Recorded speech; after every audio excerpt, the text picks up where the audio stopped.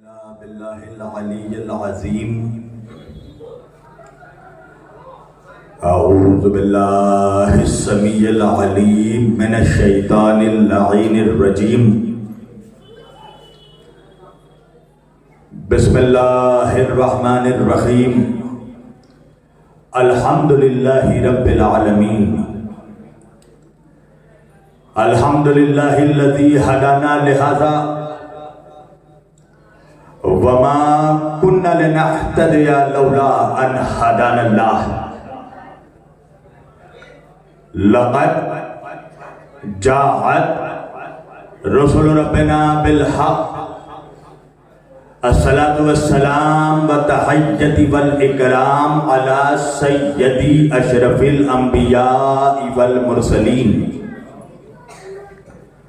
خاتم النبيين طه و یاسین شفیع المذنبین امام الحرمین والقبلتین وسیلتنا فی الدارین صاحب کعبہ و قوسین جد الحسن والحسین محبوب رب المشرقین و رب المغربین مولانا و مولا الثقلین سیدنا وہ نبیونا وہ شفیعونا وہ طبیبونا وہ حبیبونا وہ کریمونا وہ امامونا وہ ملجانا وہ مغیثنا وہ اولونا وہ اوسطونا وہ آخرونا وہ کلونا حضور جناب ابو القاسم احمد مجتبی محمد مصطفیٰ وَأَهْلِ بَيْتِهِ الطَّيِّبِينَ الطَّاهِرِينَ الْمَعْصُومِينَ الْمَظْلُومِينَ الْمُنْتَخَبِينَ الْمُنْتَجَبِينَ الْغُرِّ الْمَيَامِينَ وَأَصْحَابِهِ الْمُتَّقِينَ الْمُنْتَخَبِينَ الْمُنْتَجَبِينَ وَلَعْنَةُ اللَّهِ عَلَىٰ أَعْدَائِهِمْ أَجْمَعِينَ مِنْ يَوْمِنَا هَذَا إِلَىٰ قِيَامِ يَوْمِ الدِّينِ أَمَّا بَعْدُ فَقَدْ قَالَ اللَّهُ تَعَالَىٰ فِي الْفُرْقَانِ الْحَمِيدِ والمحکم کتابہ المجید وقولہ الحق بسم اللہ الرحمن الرحیم قل لا اسألکم علیہ اجرا الا المودۃ فی القربى صدق اللہ المولانا العلی العظیم وبلغنا رسولہ النبی الامین الکریم ونحن علی ذلک لمن الشاہدین والشاکرین والحمدللہ رب العالمین. ایک بار دیگر درود پڑھے سب مل کر محمد و آل محمد پر.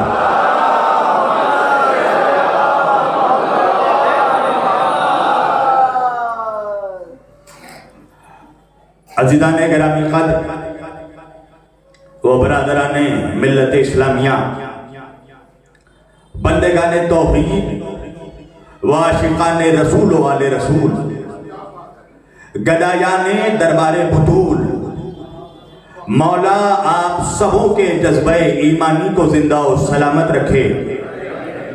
اللہ کی رضا، اہل بیت کی عطا، جناب سیدہ کا حکم، مومنین میرٹھ کی محبتیں، جناب سمیر عباس صاحب کا خلوص، میرے محترم فخری مریٹھی بھائی کی دوستی، یہ ساری چیزیں جب مشترکہ طور پر ایک جگہ جمع ہو گئی تو میں آپ کے روبرو آ گیا. اور چونکہ میرٹھ میں اس سے قبل بھی کئی سال پہلے میری یادداشت ساتھ دے رہی ہے، تو چونکہ میری حاضری ہو چکی ہے لہذا یہ بتانا ضروری نہیں ہے. بہت سے ایسے لوگ یہاں پر موجود ہیں جو میرے مزاج، میری ذہنیت، میرے عقائد، میری طبیعت سے واقف ہیں، اور جو نہیں واقف ہیں ان کو یہ بتانا ضروری ہے کہ میرٹھ والوں، میرا بھی بچپن سے اپنا ایک مزاج رہا ہے. میں قبرستان میں پڑھنے کا عادی ہی نہیں ہوں، میدان کا آدمی ہوں تو میدان میں بولتا ہوں. وجہ ہے نا، ہم نے اپنے رہبروں کو قبرستان سے نہیں پایا ہے، ہم نے جسے بھی پایا ہے اسے میدان سے پایا ہے. ہم نے نبی کو پایا تو بدر کے میدان سے، علی کو پایا تو غدیر کے میدان سے، فاطمہ کو پایا تو مباہلے کے میدان سے، حسن کو پایا تو صفین کے میدان سے، حسین کو پایا تو کربلا کے میدان سے. بس یوں لگنا چاہیے کہ میرے سامنے کربلائی مجمع بیٹھا ہے.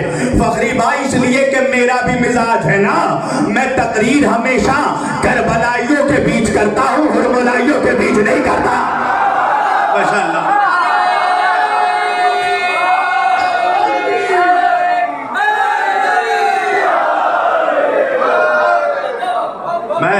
دیکھیے میں اپنی طبیعت کا کوئی بہانہ نہیں کر رہا ہوں, مگر یہ صرف وعدہ مجھ سے کربلا میں لیا گیا تھا.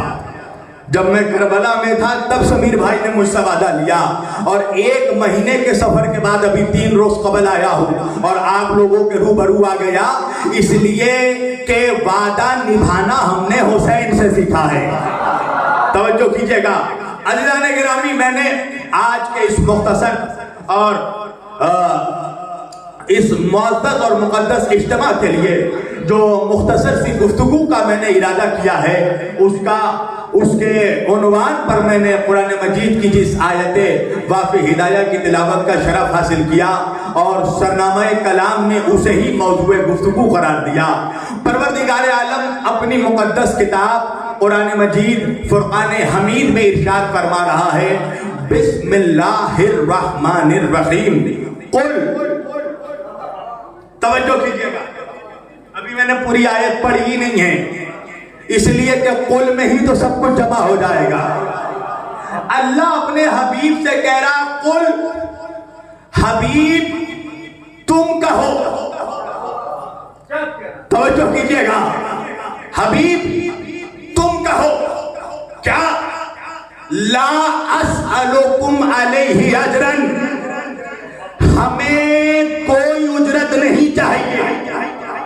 توجہ, کچھ لوگ کہتے ہیں کہ اللہ کہہ رہا ہے ہمیں رسالت کی اجرت نہیں چاہیے. میں 1 کروڑ اس کو دینے کو تیار ہوں جو اس آیت میں رسالت کا جملہ دکھا دے. توجہ کیجئے گا, اس آیت میں لفظ رسالت ہے ہی نہیں. قل لا اسألکم, یہ تو میں آگے واضح کروں گا, ابھی ترجمہ سنیے. لا اسألکم علیہ اجرن, میرے حبیب ان سے کہو کہ ہم کچھ اجرت نہیں چاہتے, کوئی اجر نہیں چاہتے, پر اگر تم اجرت دینا چاہتے ہو, الا المودۃ فی القربى, ہمیں ہمارے قرابت داروں کی مودت دے دو. پوری توجہ ہے, ہزاروں مرتبہ آپ نے بھی سنا ہوگا اس آیت پر, بڑے بڑے خطبہ آئے ہوں گے, آپ نے سنا ہوگا. میں اپنے علم کے کمال پر ناز نہیں کرتا, اس لیے کہ میں اپنے آپ کو عالم سمجھتا ہی نہیں. صرف در نجف سے جو عطا ہوئی ہے اس عطا پہ ناز کرنا تو میرا فریضہ ہے. عزیزان گرامی, اگر وہ سن رکھا ہے جو اب تک اس آیت میں دوسرے خطبہ نے پڑھا, اگر میں بھی وہی پڑھوں تو پھر در نجف کی غلامی کا فائدہ کیا ہے. پوری توجہ, اللہ کہہ رہا ہے قل, اے میرے حبیب تم کہہ دو. نہیں یاد آئی آپ کو بات, جہاں پر بھی اللہ بندوں سے خطاب کرنا چاہتا ہے حبیب سے کہتا ہے قل. حبیب آپ کہہ دیجئے قل هو اللہ احد, میرے حبیب تم کہہ دو اللہ ایک ہے. توجہ کیجئے گا, حبیب تم کہہ دو, پروردگار تو خود کیوں نہیں کہتا اللہ اکبر, پروردگار تو خود کیوں نہیں کہتا, قسم خدا کی اگر اللہ کے نزدیک ہماری اتنی حیثیت بلند ہوتی تو اللہ ڈائریکٹ ہم سے کہتا. اللہ جانے کہا ہے, اگر ہماری حیثیت اتنی بلند ہوتی تو اللہ ہم سے ڈائریکٹ کہتا. اللہ کہہ رہا ہے قل هو اللہ احد, اللہ ڈائریکٹ والوں کے چہروں پر تماچا رسید کر کے کہہ رہا ہے کہ جب ہم تم سے گفتگو بغیر محمد کے نہیں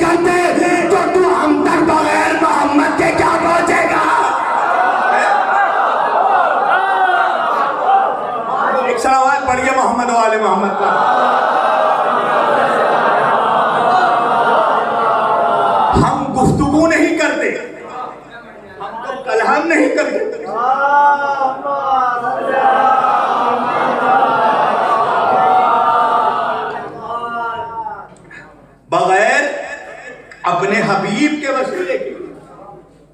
ہم تو تم سے کلام نہیں کرتے. اچھا ہفتہ وحدت کا آغاز ہو گیا نا, چاروں طرف سے ایک آواز گونج رہی ہے, یا رسول اللہ. اور ہم تو یا رسول اللہ بھی کہنے کی عادت ہے ہمیں, یا حسین بھی کہنے کی عادت ہے. نہ تو ہم نواسے کا غم بھولتے ہیں, نہ تو نانا کی خوشی بھولتے ہیں. ہاں کچھ نمک حرام ایسے ہیں امت میں کہ جن کو نہ نواسے کا غم پسند ہے, نہ نانا کی خوشی پسند ہے. جب غم منائے تو کہتے ہیں وہ تو زندہ ہے, زندہ کا غم کیوں مناتے ہو؟ اور جب بھائی میں تمام مشترکہ بات کر رہا ہوں, مشترکہ طور پر ہمارے شیعہ بھائیوں کو چھوڑ کر عالم اسلام میں جو تاریخ ایکسپٹ کی گئی ہے, حالانکہ اس پر بھی ڈسپیوٹ ہے, میں آگے گفتگو کروں گا. 12 ربیع الاول کیا مطلب؟ رسول آئے بھی 12 کو, رسول گئے بھی 12 کو. شاید مولوی اس نسخے کو سمجھ لیتا کہ نبی نہ 12 کے بغیر آتا ہے نہ جاتا ہے.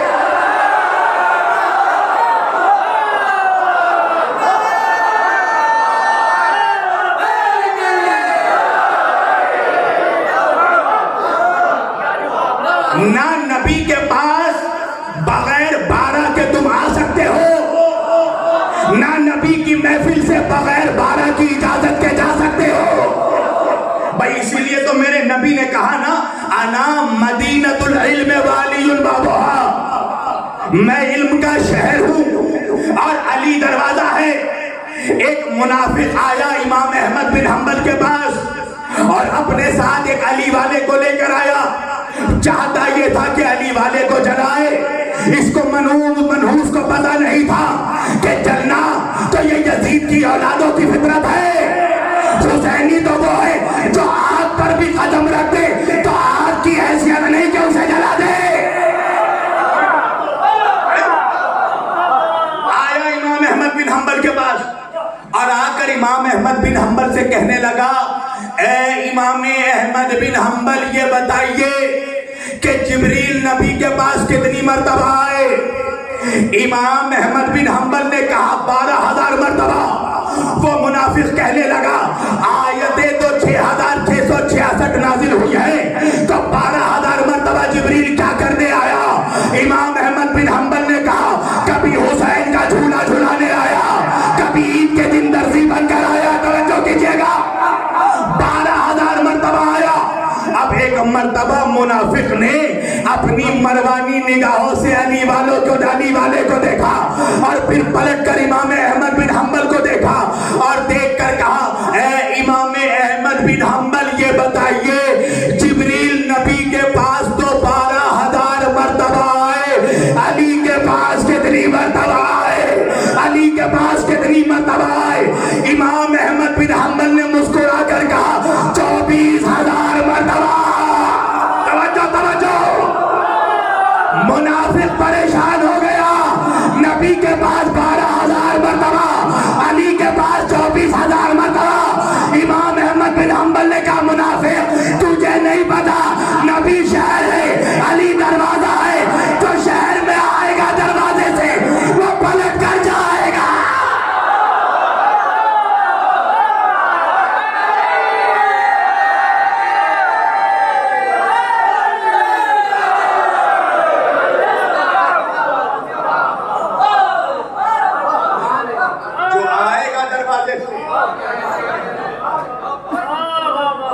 لوٹ کر جائے گا بھی. تو بھائی باتیں تو آپ ہی نے ختم کر دی, آئے بھی 12 کو گئے بھی 12 کو. اچھا یہ کیوں کیا گیا؟ یہ اس لیے کیا گیا کہ بھولا بھالا مسلمان پریشان ہو جائے, کہ آنے کی خوشی منائے.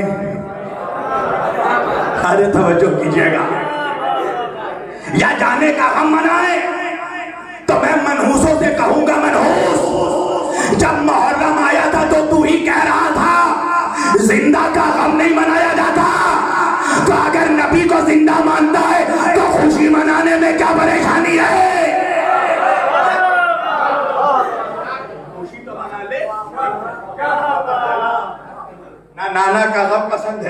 نواسے کا غم پسند ہے، نانا کی خوشی پسند ہے. ڈسپیوٹ کر دیا امت میں، توڑ دیا امت، ٹکڑے کر دیے مسلمانوں میں. روتا رہ گیا اقبال منفعید ایک ہے اس قوم کی نقصان بھی ایک، حرم پاک بھی اللہ بھی قرآن بھی ایک ہی سب کا نبی دین بھی ایمان بھی ایک، کیا بڑی بات تھی ہوتے جو مسلمان بھی ایک. فرقہ بندی ہے کہیں اور کئی ذاتیں ہیں، کیا زمانے میں پنپنے کی یہی باتیں ہیں.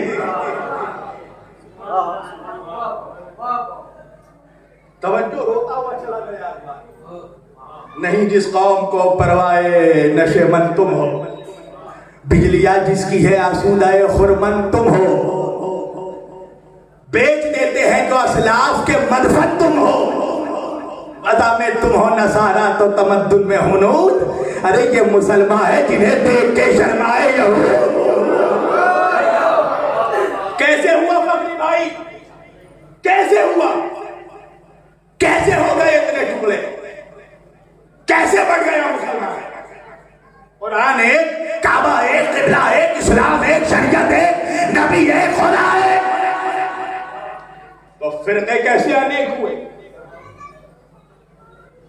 بھائی مسلمانوں کا بٹنا تو تب سمجھ میں آتا، فرقے تو تب سمجھ میں آتے جب اللہ نبی کو دیتا کچھ اور نعوذ باللہ نبی ہم تک پہنچاتے کچھ. ارے نہیں پہنچ رہا ہے میرٹھ. مولوی کہنے لگا شبیر وارسی گستاخ رسول ہو جاؤ گے، خبردار ایسی باتیں مت کرو. میرا نبی وہ نبی ہے جس کو پہلے کافروں نے امین تسلیم کر لیا. یہ تو ایسا امانت دار ہے کہ جیسا اللہ نے دین دیا نبی نے ہم تک ویسے ہی دین پہنچایا. تو بھائی جب اللہ نے جیسا دین دیا نبی نے ہم تک ویسے ہی پہنچایا، تو نبی کے بعد یہ امت بٹی کیسے؟ 1400 سال میں کہیں نہ کہیں تو گول مال ہوا ہے، کچھ نہ کچھ تو گڑبڑی ہوئی ہے. تو گڑبڑی کس نے کی؟ کا مولانا بیچ میں ایک میڈیٹر بھی تھا، نعوذ باللہ. تو کیا جبریل نے غلطی کی کہ اللہ نے دیا کچھ اور جبریل نے نبی تک پہنچایا کچھ؟ مولوی غصہ ہو کر کہنے لگا مولانا وہ جبریل ہے، روح الامین ہے، خبردار اس پہ شک مت کرنا. میں نے کہا تجھے جبریل پر اتنا یقین کیوں ہے؟ مولوی کہنے لگا اس لیے کہ حضرت جبریل معصوم تھے. میں نے کہا اچھا ہوا مولوی تو نے کم از کم مان لیا نا کہ اگر نبی کے بعد دین معصوموں سے لیا جاتا تو گڑبڑی نہیں ہوتی.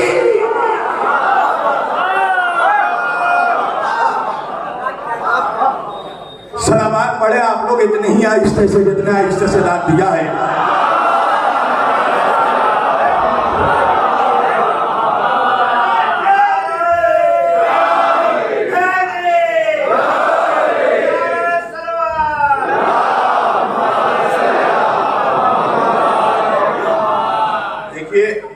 اگر آپ کو سبجیکٹ اچھا نہیں لگ رہا یا ٹاپک پسند نہیں آ رہا مجھے کہہ دیجئے، میں چینج کر دوں گا، مگر میں خاموش لوگوں کے بیچ تقریر نہیں کروں گا. جی، اس لیے کہ علی کا ذکر گنگوں کے بیچ نہیں کیا جاتا. علی تو وہ علی ہے نا جس کا نام گنگا بھی لے لے تو اس کو بھی زبان عطا ہو جاتی ہے. آپ تو صاحبان زبان ہیں اور اب نہیں بولیں گے تو کب بولیں گے؟ ابن زیاد کی حکومت ختم ہو چکی ہے مسلمانوں. بولو علی کے نام پر اب وہ وقت نہیں ہے کہ خود کو چھپایا جائے، اب وہ وقت نہیں ہے کہ تاریخ چھپائی جائے. شبیر وارسی سے پرابلم ہی اسی بات پر ہے کہ ان کے باپ داداؤں نے جو چھپایا ہے میں کھول رہا ہوں.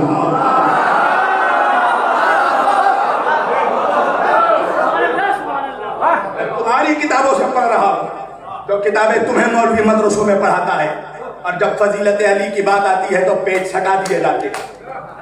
حرام خوری دیکھیے، پورا باب پڑھایا جائے گا، جیسے ہی فضیلت علی کا چیپٹر آتا ہے مولوی سٹا دیتا ہے پیج کو. اور پیٹ سٹا کر پلٹ دیتا ہے. تو جن مدرسوں میں یہ علم ہو تو وہاں سے پڑھ کے نکلنے والے مولوی کی حالت کیا ہوگی؟ وہ کیسے سمجھے گا اہل بیت کی عظمت کیا ہے، محبت کیا ہے؟ پتا چلا کہ اللہ نے ایک سسٹم رکھا تھا کہ دین کو معصوموں کے ذریعہ پہنچائے. جب سے تم نے معصوم کو چھوڑ کر غیر معصوم کو پکڑا، دین میں تو فرق آ گیا. مجھے بتاؤ اللہ نے دین کا کون پوسٹ تمہیں اختیار دیا کہ تم چنو؟ آدم کو خلیفہ بنایا، کہا انی جاعل فی الارض خلیفہ، ہم خلیفہ بنانے والے ہیں. جب ابراہیم کو امام بنایا تو اللہ نے کہا قال انی جاعلک للناس اماما، ابراہیم ہم نے تمہیں امامت دی. پروردگار تو کیوں امامت دے رہا ہے؟ کچھ آتھورٹی ہمیں بھی دے دے، کچھ آتھورٹی ملاؤں کو بھی دے دے کہ مولوی بھی امام بنا سکے. اللہ نے کہا میں چاہتا تو تمہیں اختیار دے دیتا کہ تم امام بناؤ، مگر تم امام اس کو بناتے جو تمہارے جیسا ہوتا. اللہ اکبر، اللہ اکبر.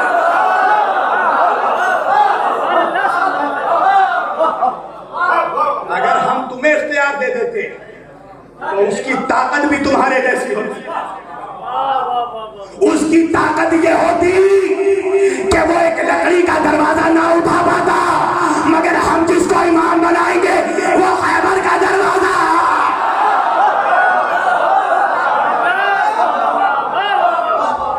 صلوات پڑھیے محمد و آل محمد پر.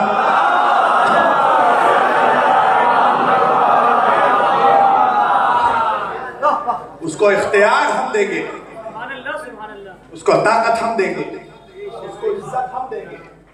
جس کو ہم امام بنائیں گے تمہاری نسلیں چاہ کر بھی اس کو مٹا نہیں پائیں گی.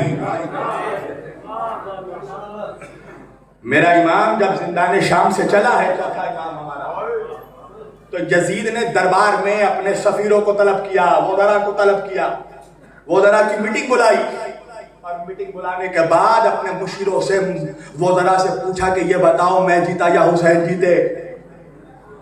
مشیروں نے کہا حسین جیت گئے. یزید نے کہا وہ کیسے؟ کہا تیرے دربار سے اتنی مصیبتوں کے بعد بھی امامت کا بچ کر چلا جانا یہ حسین کی جیت ہے، تیری ہار.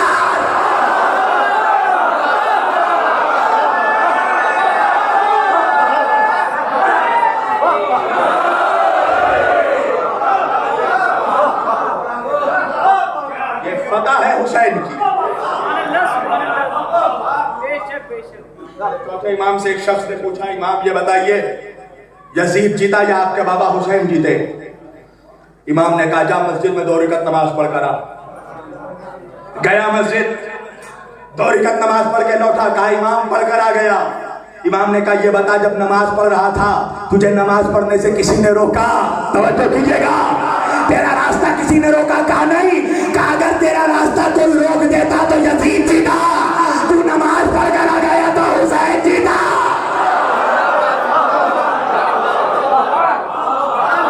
یہ حسین کی فتح کی ہے. اللہ جس کو نوازتا ہے، اللہ جس کو بناتا ہے، خدا جس کو عزت دیتا ہے، اللہ خود اس کی حفاظت کرتا ہے. یقین جانیے میرٹھ کے مومنین میرے خلاف بہت کچھ پروپیگنڈا ہوتا ہے، یہاں وہاں سے اپنے غیر میں پریشان نہیں ہوتا، اس لیے کہ مجھے یقین ہے کہ اگر مجھے عزت اللہ نے دی ہے تو میری حفاظت بھی وہی کرے گا. خدا جس کو نوازتا ہے اس کے عہدے کی حفاظت کرتا ہے.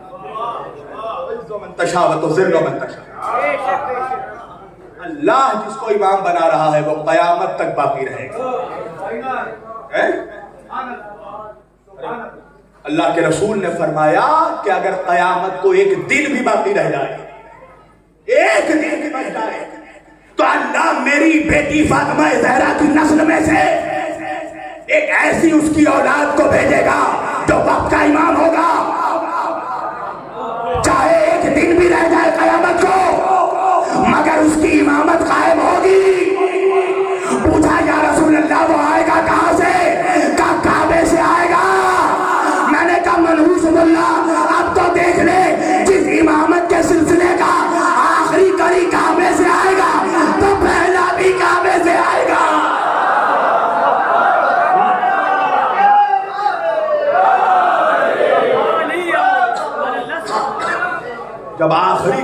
آیا ہے تو اس سلسلے کا آغاز بھی کعبے سے ہوگا. اللہ کا عطا کیا ہوا عہدہ ہے. اللہ کہہ رہا قال میرے حبیب تم کہو اللہ ایک ہے. میں ان سے کلام نہیں کرتا, ان کی حیثیت نہیں ہے کہ میں ان سے ڈائریکٹ بات کروں. تم کہو قل هو اللہ احد, اللہ ایک ہے. کیوں؟ پروردگار تیرے اور بھی بندے ہیں, تیرے اور بھی انبیاء ما سبق گزرے ہیں, کسی اور کے ذریعہ کہلوا, فقط مصطفیٰ کے ذریعہ کیوں کہلوایا؟ کہو اللہ ایک ہے. اس لیے کہ اللہ تو پتا تھا مجھے تو دیکھا کسی نے نہیں, جس نے دیکھا ہے تو محمد کو دیکھا ہے.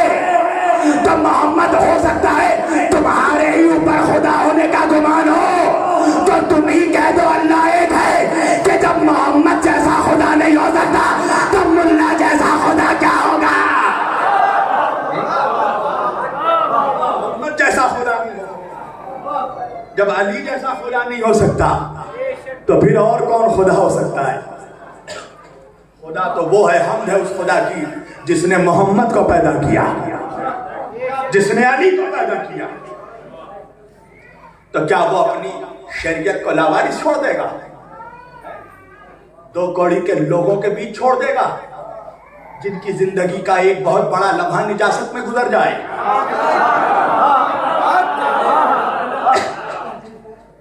انسان پیدا ہوا تو نجس, ناپاک, اور مرا تو اتنا نجس کہ فقط وہ نجس نہیں جو اسے چھو دے وہ بھی نجس. ہائے ہائے ہائے ہائے ہائے. اور اللہ نے حیثیت بتائی, ننگا بلاؤں گا, دنیا میں ننگا بھیجوں گا. جا کر پڑھنا تفسیر در منصور, محمد کے گھر کا ہر بچہ لباس کے ساتھ دنیا میں آیا. امام جلال الدین سیوطی نے لکھا تو لباس کے ساتھ آنے والوں کا مقابلہ وہ کیا کریں گے جو دنیا میں ننگے آئے ہو.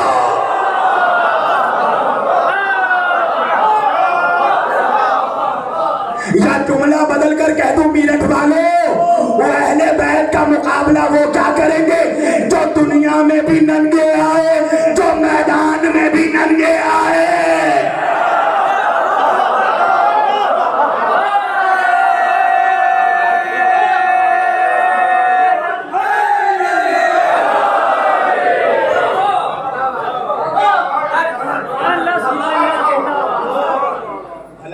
ایک جیسے ہو سکتے ہیں, لباس میں آنے والے اور ننگے آنے والے کوئی مقابلہ نہیں ہے.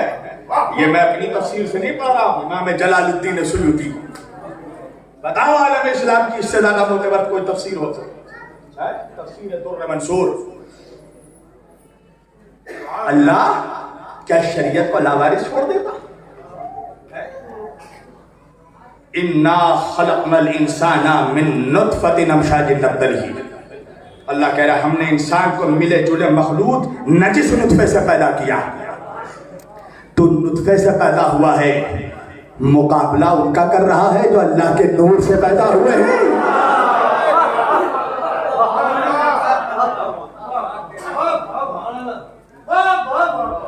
یہ صرف معصوموں کو چھوڑنے کا نتیجہ ہے کہ مسلمان پھٹک گیا راستے سے.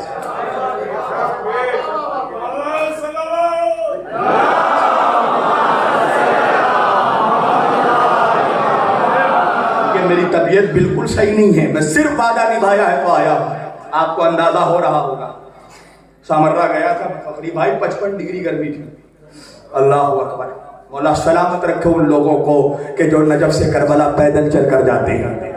یقین مانیے اگر عشق حسین کا احساس کرنا ہے تو آپ سے بھی میں کہوں گا کبھی نجف سے کربلا پیدل چل کر جانا, احساس ہوگا عشق حسین کا. عشق امتحان چاہتی ہے, اللہ چھوڑ دیتا لاوارث سے. تم نے ان لوگوں کا در چھوڑ دیا جنہیں خدا نے ہدایت دے کر بھیجا تھا. آج مسلمان فیصلہ نہیں کر پا رہا ہے. کہ نبی 9 کو پیدا ہوئے یا 12 کو پیدا ہوئے یا 17 کو پیدا ہوئے. ایک امت کا ایک نبی. کوئی 9 کو منا رہا ہے یوم ولادت, کوئی 12 کو, کوئی 17 کو. آخر یہ ڈسپیوٹ کیوں ہوا؟ بھئی آج اتنا ترقی یافتہ زمانہ ہے کہ آج کے زمانے میں انڈس سویلائزیشن یعنی آثار قدیمہ کی کھوج لگانے والے اگر غاروں کے اندر کھدائی کرتے ہیں, ان کو کوئی برتن مل جائے تانبے کا یا مٹی کا یا لوہے کا, تو اس برتن کو دیکھ کر اس پر ریسرچ کر کے یہ بتا دیتے ہیں کہ یہ برتن 600 سال پرانا ہے,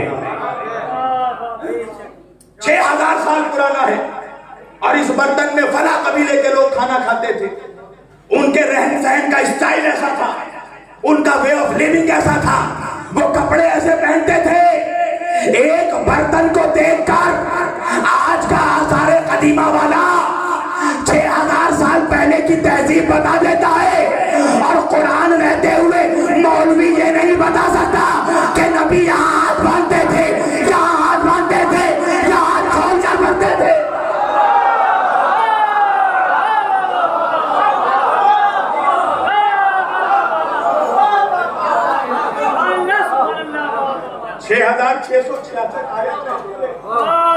مسلمان فیصلہ نہیں کر پایا. ہندوستان کا مولوی تو ابھی ریسرچ کر رہا شبیر وارسی کیسے پڑھتے ہیں, میں منحوس یہ دیکھ کر رسول کیسے پڑھتے تھے.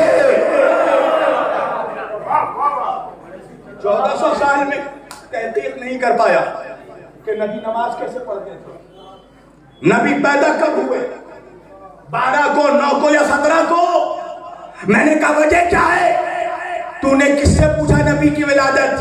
کہنے لگے حضرت ابو ہریرہ سے. توجہ کیجئے گا, مائک میں بول رہا ہوں, بند حجرے میں نہیں بولتا شبیر وارسی. میں نے کہا بے منحوس, جب نبی پیدا ہوئے تھے ابو ہریرہ تو ہریرہ, ان کے ابا بھی مسلمان نہیں ہوئے تھے.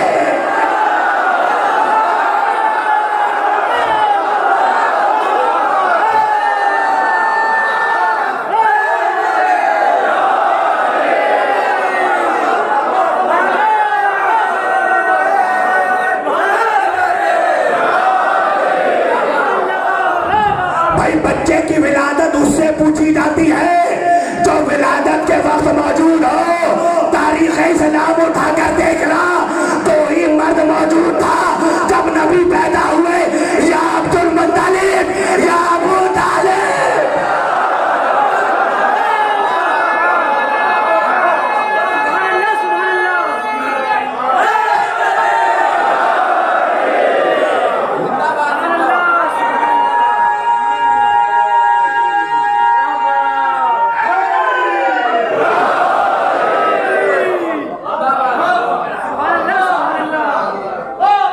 دیکھیے 12 ربیع الاول کی تاریخ کل گئی, ساری جگہ جشن ہوا, سب کو منانا چاہیے. جب ہم نانا نواسے کا غم 2 مہینے تک منا سکتے ہیں تو نانا کی خوشی 1 ہفتے نہیں منا سکتے؟ امام خمینی نے تو تفریق ہی ختم کر دی, 12 سے 17 تک خوشی مناؤ.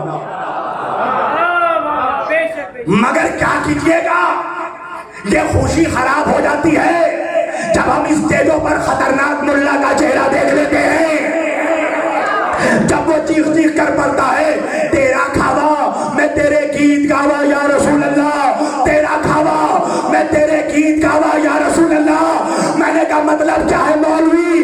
کہا یا رسول اللہ ہم آپ کا کھاتے ہیں, آپ ہی کا گاتے ہیں. میں نے کہا مولوی تو نے یہ تو بتا دیا تو رسول اللہ کا کھاتا تھا, یہ بھی تو بتا رسول اللہ کس کے گھر کھاتے تھے.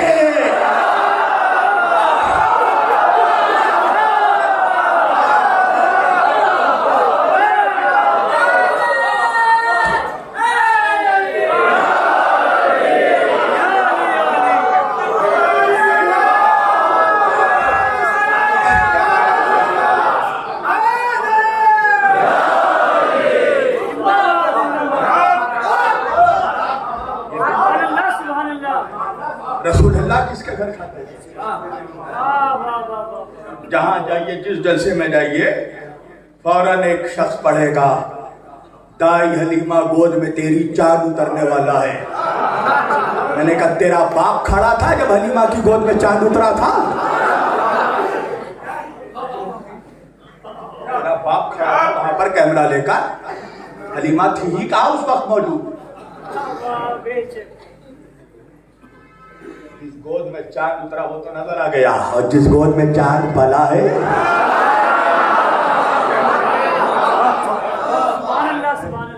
اب بغض دیکھیے نبی کے گھر والوں سے, یعنی کہ صرف چچا کا بغض نہیں, ماں کا بھی بغض ہے. جناب آمنہ کا اتنا ذکر نہیں کرتا مولوی جتنا دائی حلیمہ کا ذکر کرتا ہے. کیا ہوا؟ کب وہ دائی حلیمہ غریب تھی. اچھا, اور کا دائی حلیمہ کی اونٹنی سوکھ چکی تھی, بکری کے دودھ کا تھان خشک ہو چکا تھا, مگر اللہ نے میرے نبی کالی کملی والے کی عظمت جیسے ہی حلیمہ کے گھر میں آئے, حلیمہ امیر ہو گئی, اونٹنی موٹی ہو گئی, اونٹ کے دھان میں دودھ آ گیا. میں نے کہا مولوی اب تو ہی بتا, حلیمہ نبی کو پال رہی تھی یا نبی حلیمہ کو پال رہے تھے؟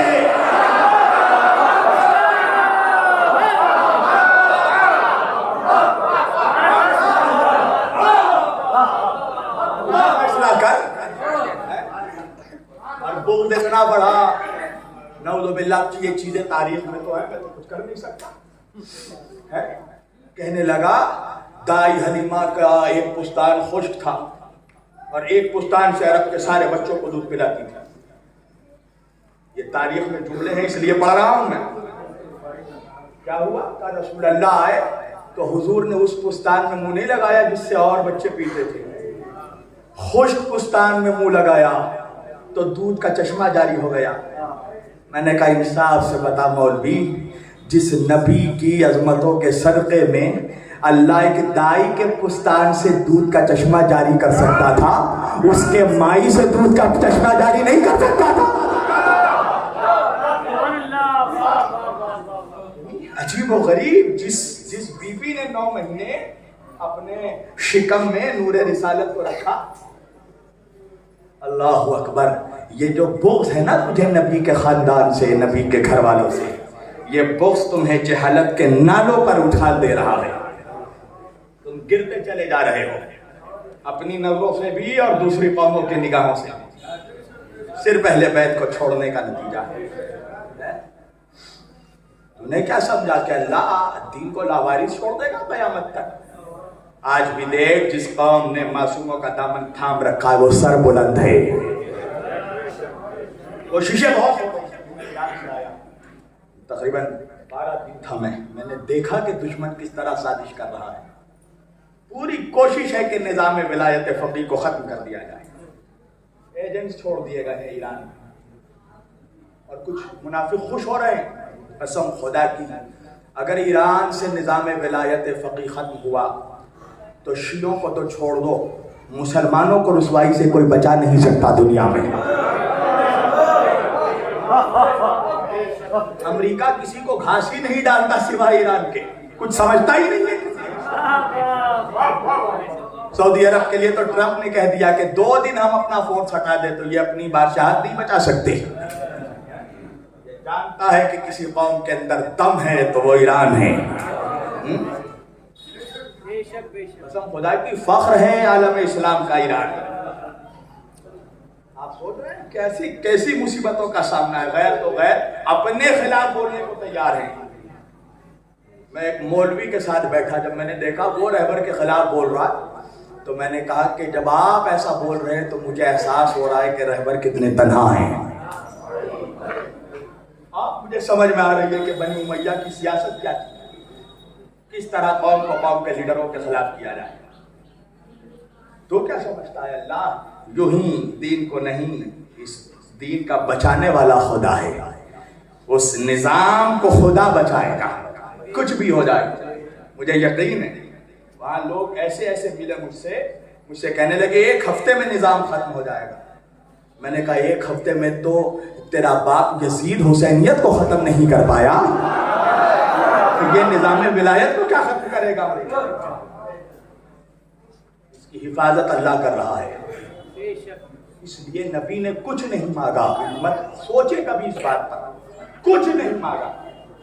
اور ہم دے کیا سکتے تھے اپنے نبی کو؟ ہماری حیثیت کیا ہے؟ کیا اوقات ہے ہماری نبی کے سامنے؟ ہمارے پاس جو کچھ ہے وہ مصطفیٰ کا صدقہ ہے، جو کچھ ہے ہمارے پاس، ہم کیا دے سکتے تھے؟ مگر ہر زمانے میں احمق ہوتے ہیں، احمق ابن احمق ابن احمق. اس زمانے میں بھی کچھ احمق تھے، سونے چاندی ریشمی لباس سارے کپڑے وغیرہ لے کر آئے، ہیرے موتی جواہرات نبی کے پاس. نبی نے کہا یہ سب کیا ہے؟ کہا یا رسول اللہ آپ نے ہم تک دین پہنچایا، نماز پہنچائی، شریعت پہنچایا، روزہ پہنچایا، حج پہنچایا، زکوٰۃ پہنچایا، کعبہ پہنچایا، قبلہ پہنچایا. ہم 360 خدا کی پرستش کرتے تھے، بتوں کی پوجا کرتے تھے، آپ نے ہم تک توحید پہنچایا، رسالت پہنچائی. یا رسول اللہ اتنی چیزیں پہنچانے میں آپ کو کتنی مصیبتیں اٹھانی پڑی، آپ کو پتھر کھانے پڑے، آپ کو شہر بدر ہونا پڑا، آپ کو یتیمی اسیری کیا کچھ نہیں برداشت کرنا پڑا. تو آپ نے جو اتنی محنت کی ہے یا رسول اللہ ہم آپ کو اس کا اجر دینا چاہتے ہیں.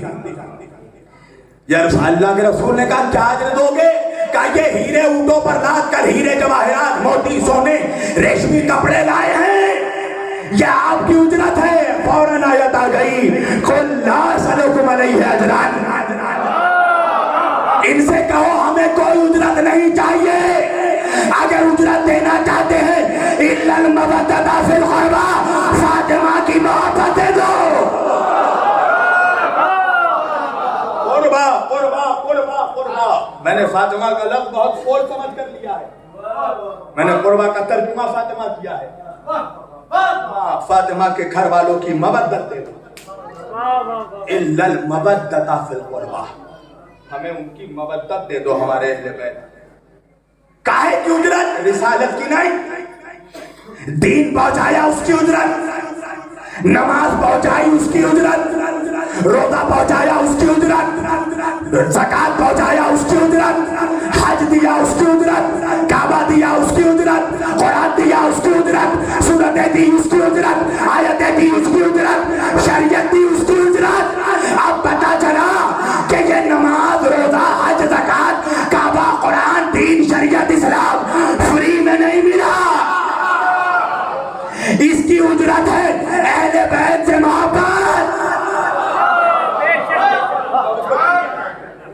اس کا ٹیکس ہے. ٹیکس اللہ ٹیکس مانگ رہا ہے. مفت خوروں پھوکٹ میں نہیں ملے گا اسلام، اہل بیت کی محبت دینا ہوگی بدلے میں. اجرت ہے، آپ جو شرٹ پہن کر ہیں اس کا ٹیکس پے کیا ہے آپ نے، میں نے شیروانی خریدی ہے اس کا ٹیکس پے کیا ہے، فخری بھائی چشمہ پہن کر ہے اس کا ٹیکس دیا ہے. فری میں کچھ نہیں ملتا اس زمانے میں. اور اگر کوئی کچھ آ کر آپ سے کہے نا فری میں دینا چاہتے، سمجھ جائیے گا دال میں کچھ کالا ضرور ہے. فری میں کچھ نہیں ملتا زمانے میں. توجہ، فقیر بھی دعا فری میں نہیں دیتا، توجہ کیجئے گا، ہر چیز کی اجرت دینی پڑے گی. تو اسلام کی اجرت ہے اہل بیت کے محبت. یہ جو قرآن پڑھ رہے ہو نا، حافظ بن رہے ہو، اور حافظ بنتے بنتے کچھ حافظ بن جاتے ہیں، ان کے لیے بھی کہوں گا یہ جو قرآن پڑھ رہے ہو نا اس کی بھی اجرت ہے. اہل بیت کی محبت، فاطمہ سے وفاداری. توجہ بھائی، قرآن کیا ہے؟ نبی کہہ رہے ہیں کہ قرآن کا پڑھنا ثواب ہے، قرآن کا پڑھنا ثواب ہے. صحابہ نے کہا یا رسول اللہ جو جاہل ہو وہ کیسے ثواب کمائے؟ کہا جب قرآن کی تلاوت ہو تو سن لے، قرآن کا سننا بھی ثواب. کہا جو بہرا ہو وہ کیا کرے؟ کہا قرآن کھول کر دیکھ لے، قرآن کا دیکھنا بھی ثواب. اور قرآن علی جیسا ہے، علی قرآن جیسا ہے. توجہ، العلی و مع القرآن والقرآن مع علی.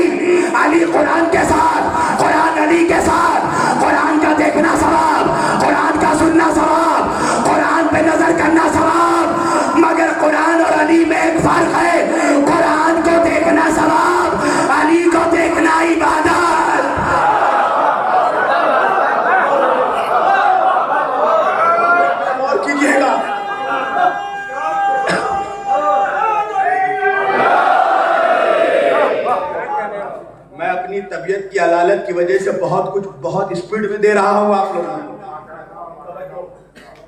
قرآن کو دیکھنا ثواب ہے پر علی کو دیکھنا ثواب نہیں ہے. ایک صلوات پڑھے محمد والے محمد.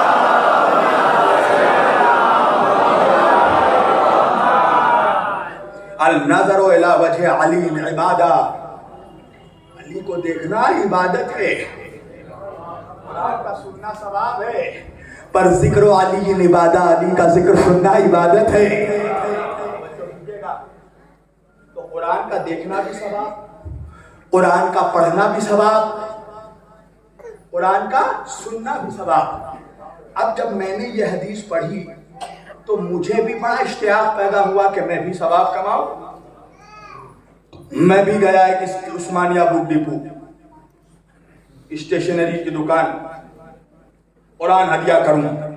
پڑھنا بھی ثواب، دیکھنا بھی ثواب، سننا بھی ثواب، ثواب کمایا جائے. اب جب میں گیا قرآن ہدیہ کرنے عثمانیہ بک ڈپو تو دیکھا بہت بڑی بھیڑ لگی ہوئی ہے، لائن لگی ہوئی ہے. کیا کرے؟ میں چپکے سے بھیڑ میں داخل ہوا اور داخل ہونے کے بعد جا کے میں نے قرآن کو اٹھایا، سینے سے لگایا اور گھر میں آ کر خوب قرآن پڑھنے لگا. قرآن کے آیتیں پلٹ پلٹ کر دیکھنے بھی لگا، گھر والوں سے پڑھا پڑھا کر سننے بھی لگا. اب انصاف سے بتانا پیارے پیارے سنیوں، میٹھے میٹھے سنیوں، کیا مجھے ثواب ملے گا؟ کہا نہیں مولانا آپ کو ثواب نہیں ملے گا. میں نے کہا کیوں؟ قرآن کا پڑھنا بھی ثواب، دیکھنا بھی ثواب، سننا بھی ثواب، تو مجھے ثواب کیوں نہیں ملے گا؟ کہنے لگا مولانا وجہ یہ ہے آپ قرآن کو چوری کر کے لائے ہیں، آپ نے اس کی اجرت ادا نہیں کی. ارے منافق جب محشر میں جائے گا اللہ کہے گا کیا لایا ہے؟ منافق کہے گا نماز لایا ہے. اہل بیت سے محبت نہیں تو تیرا شمار نمازیوں میں نہیں چوروں میں ہوگا.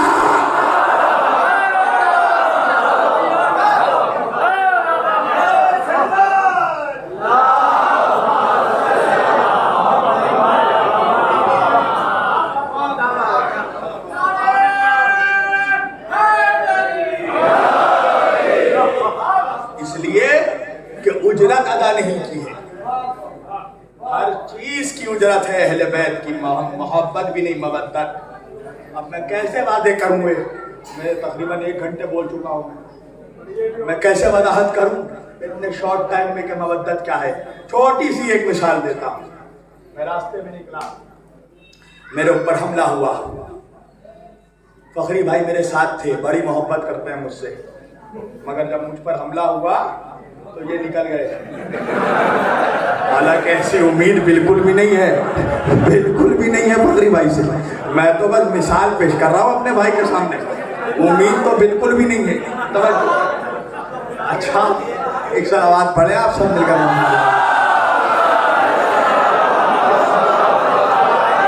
میں بڑی معذرت کے ساتھ یہ مثال پیش کر رہا ہوں اپنے بھائی کے سامنے کیونکہ مجھے چہرہ یہی نظر آیا اس وقت. توجہ، حملہ ہوا مجھ پر، فخری بھائی نکل گئے. اس کا کیا مطلب ہے کہ فخری بھائی مجھ سے نفرت کرتے ہیں؟ توجہ، فخری بھائی مجھ سے نفرت کرتے ہیں؟ نہیں، محبت کرتے ہیں. تو جب محبت کرتے ہیں تو جب مجھ پر مصیبت آئی تو مجھے چھوڑ کر بھاگے کیوں؟ کہا مولانا وجہ ہے محبت تو کرتے ہیں مگر آپ سے زیادہ اپنی زندگی سے محبت کرتے ہیں. وہ آپ کے لیے اپنی زندگی قربان نہیں کر سکتے. مودت اس کو کہتے ہیں کہ محبوب کے سامنے اپنی جان کی کوئی حیثیت نہ ہو. کیسے؟ جیسے مچھلی پانی سے محبت کرتی ہے. مچھلی کا ذبیحہ یہ نہیں کہ اس کا سر کاٹ دیا جائے، مچھلی کا ذبیحہ یہ ہے کہ اسے پانی سے جدا کر دیا جائے. وہ ایک لمحہ پانی کے بنا نہیں رہ سکتی، تڑپ کر مر جائے گی. اللہ کہہ رہا ہے اہل بیت سے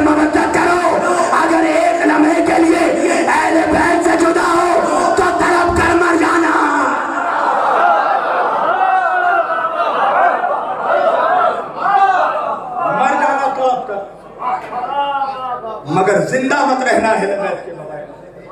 یہ ہے محبت. یہی ہوئی کربلا میں, یہی تاریخ رقم کی گئی. ایسا نہیں ہے کہ صرف 72 ہی تھے چاہنے والے. اگر 72 ہوتے تو پھر مختار کے ساتھ جن لوگوں نے بعد میں انتقام لیا وہ کہاں سے آئے تھے؟ تبابین کہاں سے ٹپکے؟ کہاں سے آئے تھے؟ چاہنے والے مگر محبت کی منزل پر تھے. 72 مودت کی منزل پر تھے.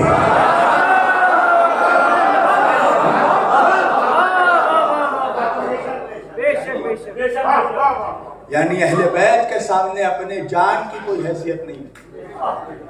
سمیٹ دی میں نے گفتگو, کوئی حیثیت نہیں. ہر کسی کو معلوم تھا کہ صبح مرنا ہے, قتل ہونا ہے. سب کو چھوڑ دیجئے, 6 مہینے کے بچے کو بھی معلوم تھا. شاعر شیرخوار بیٹھا ہے میرا بھائی, 6 مہینے کے بچے کو بھی معلوم تھا. حالانکہ یہ ایسی تاریخیں چل رہی ہیں کہ جن تاریخوں میں ذرا مشکل ہے مصائب پڑھنا, مگر چونکہ کسی امام کی ولادت کی شب نہیں کی, اس لیے ہم تو اپنی خوشیوں میں بھی اہل بیت کے غم کو یاد کریں. ہاں, اگر آج کسی امام کی ولادت کی شب ہوتی تو شاید میں اپنی تقریر اسی پہ ختم کر دیتا. 2 جملے کروں گا. 80 سال کے بوڑھے کو چھوڑ دیجیے, 32 سال کے جوان کو چھوڑ دیجیے, 18 سال کے کڑیل جوان کو چھوڑ دیجیے, 13 سال کے کمسن کو چھوڑ دیجیے. 6 مہینے کے بچے کو معلوم تھا مقصد شہادت. اور یہ میں ہوا پہ تیر نہیں مارتا, صرف محبتاً نہیں بول رہا. بچے کا تیر کھا کر مسکرانا یہ دلیل. 6 مہینے کے بچے کو چوٹی کاٹ دو تو وہ تڑپ جائے. یہ کون سا بچہ ہے جو تیر کھا کر مسکرا رہا ہے؟ آپ کو پتا ہے کربلا میں کیا کام کیا علی اصغر نے؟ ایک مسکراہٹ سے قسم خدا کی, اگر علی اصغر تیر کھا کر مسکراتے نہیں تو بعد میں کوئی نہ کوئی منحوس مورخ یہ لکھ دیتا کہ حسین زبردستی بچے کو لے کر آئے تھے مقتل میں. یہ مسکرانا بتا رہا ہے اصغر کو بھی معلوم ہے مقصد حسین کیا ہے. 6 مہینے کے بچے کو بھی معلوم ہے کہ اس کا مقتل میں آنے کا مقصد کیا ہے. قسم خدا کی عجیب قربانیاں پیش کی ہیں کربلا کے بچوں نے. 6 مہینے کا بچہ, 4 سال کی بچی, 3 سال کے بچے, 5 سال کے بچے, 6 سال کے بچے, 13 سال کا کمسن شہزادہ. کیا قربانیاں پیش کی ہیں ان بچوں نے. خدا کی میری نسلوں کا سلام ہو ان ماؤں پر جنہوں نے ایسے بچوں کو اپنے گود سے پیدا کیا, اپنے شکم سے اپنے گود میں پالا ایسے بچوں کو. حسین شب عاشور ہر بی بی کے خیمے میں پہنچتے ہیں. ام رباب کے خیمے میں پہنچے, دیکھا ام رباب تڑپ کر رو رہی ہے. رباب رونے کا مقصد کیا ہے؟ ابھی تو میں زندہ ہوں. آقا کربلا کی ساری مائیں اپنے اپنے بچوں کو کل شہادت کے لیے تیار کر رہی ہیں. اللہ نے مجھے 2 اولاد عطا کی. ایک تو کل 6 مہینے کا ہوگا اور ایک 4 سال کی بچی ہے جس پر جہاد واجب نہیں ہے. حسین خاموش ہے. حسین کی خاموشی بتا رہی تھی حسین جانتے تھے فہرست شہداء میں کس کے نام رقم ہے. 6 مہینے کا بچہ کہنا آسان ہے عزادارو. میں جب سامرا گیا تو پتا چلا وہاں 55 ڈگری کی گرمی تھی.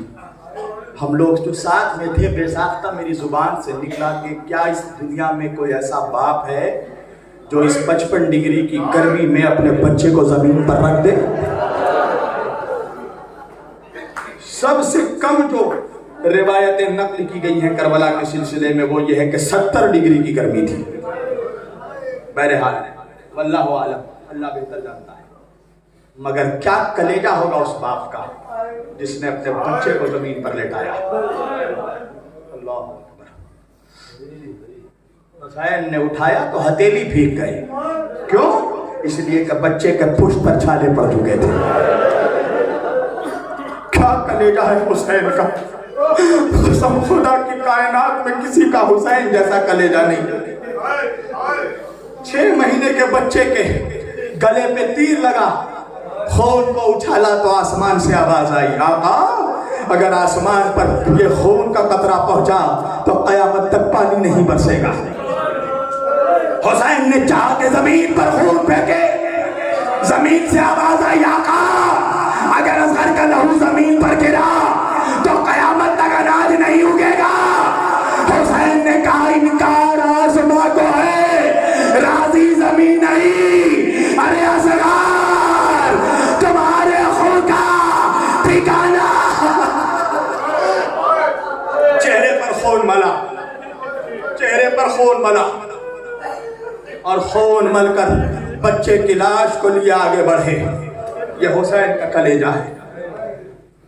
یہ جو کھانا کھا رہے ہو, پانی پی رہے ہو, یہ حسین کے شیرخوار کا صدقہ ہے.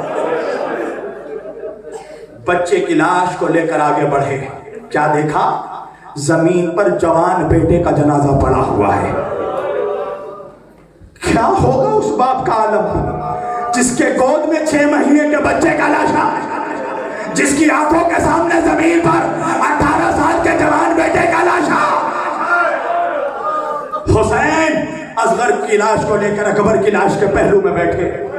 ایک مرتبہ اکبر کا چہرہ دیکھتے جاتے ہیں اور کہنے لگے, اکبر بیٹا جب میں مدینے سے آ رہا تھا تم نے مجھ سے کہا تھا نا بابا, بابا آپ کی داڑھی سفید ہو جا رہی ہے, بابا بابا اپنی داڑھی ذرا لال کر لو, بابا بابا اپنی داڑھی میں مہندی لگا لو بابا. اکبر حسین نے وعدہ کیا تھا حسین اپنی داڑھی ضرور لال کرے گا. بیٹا کربلا میں مہندی تو نہیں ملی, ارے اصغر کے خون سے وعدہ پورا کیا.